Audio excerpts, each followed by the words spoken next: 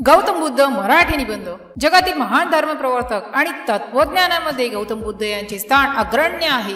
बुद्धांनी स्थापन केलेला बौद्ध धर्म हा जगातील मोठ्या धर्मांपैकी एक आहे। त्यांच्या शिकवणीने केवळ भारतातच नव्हे तर संपूर्ण आशिया खंडातील असंख्य लोकांचे जीवन प्रभावित झाले आहे। त्यांचा संदेश शांती, करुणा आणि मानवतेचा संदेश आहे, जो आजच्या आधुनिक जगातही तितकाच प्रासंगिक आहे। प्रारंभिक जीवन आणि राजवाडा। गौतम बुद्धांचा जन्म इसवी पूर्व 563 मध्ये लुंबिनी सध्या नेपाळ येथे झाला। त्यांचे मूळ नाव सिद्धार्थ होते। त्यांचे वडील शुद्धोधन हे शाक्य गणराज्यांचे राज्य होते। आई महामाया देवी होत। जन्मानंतर लगेचच त्यांच्या आईचे निधन झाले आणि मामा महाप्रजापती गौतमी यांनी त्यांचे लालन पालन केले। राजकुमार सिद्धार्थ हे सर्व ऐश्वर्य आणि भौतिक सुखांमध्ये मोडले होते। लहानपणापासूनच ते अतिशय बुद्धिमान आणि संवेदनशील होते।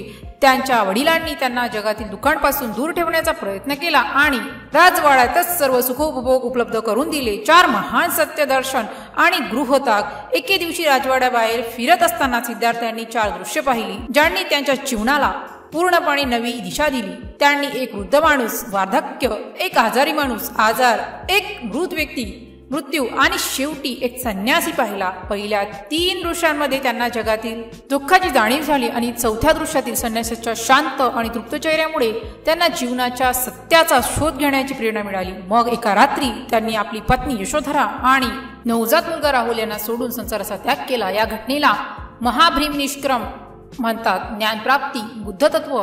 संसार सोडल्यानंतर सिद्धार्थांनी अनेक ठिकाणी जाऊन विविध तपश्चर्या केली आणि अनेक गुरूंकडून ज्ञान मिळवण्याचा प्रयत्न केला, पण त्यामुळे त्यांना मनाची शांती आणि इच्छित उत्तरे मिळाली नाही। शेवटी त्यांनी उर्वेला बोधगया बिहार येथे एका वडाखाली ध्यानस्थ होण्याचा निश्चय केला। अखेर घनघोर तपश्चर्येनंतर इसवी पूर्व 528 मध्ये पौर्णिमेच्या दिवशी सिद्धार्थांना ज्ञानप्राप्ती झाली आणि ते बुद्ध जागृत झालेले ज्ञानी पुरुष बनले।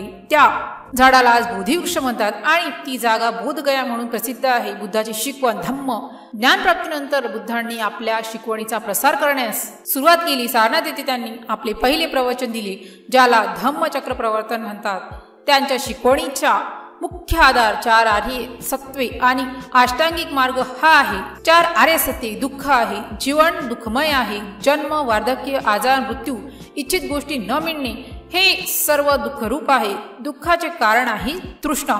इच्छा हे दुःखाचे मूळ कारण आहे। दुःखाचा निरोध आहे तृष्णा। नष्ट केल्यास दुःखाचा नाश होऊ शकतो। दुःख निरोधाचा मार्ग आहे। दुःखापासून मुक्ती मिळवण्याचा मार्ग म्हणजे अष्टांगिक मार्ग। अष्टांगिक मार्ग हा मध्यम मार्ग आहे, जो भोग आणि तपश्चर्या या 2 टोकात न भेटता मध्यम मार्गाने चालण्याचा उपदेश देतो। यात खालील 8 तत्वांचा समावेश आहे: सम्यक दृष्टी, सम्यक संकल्प, सम्यक वाक, सम्यक कर्म, सम्यक आजीव, सम्यक व्यायाम, सम्यक स्मृती, सम्यक समाधी। बुद्ध म्हणतात, मनुष्याने करुणा, प्रेम, सद्भावना आणि अहिंसा या गुणांनी युक्त वृत्ती ठेवावी।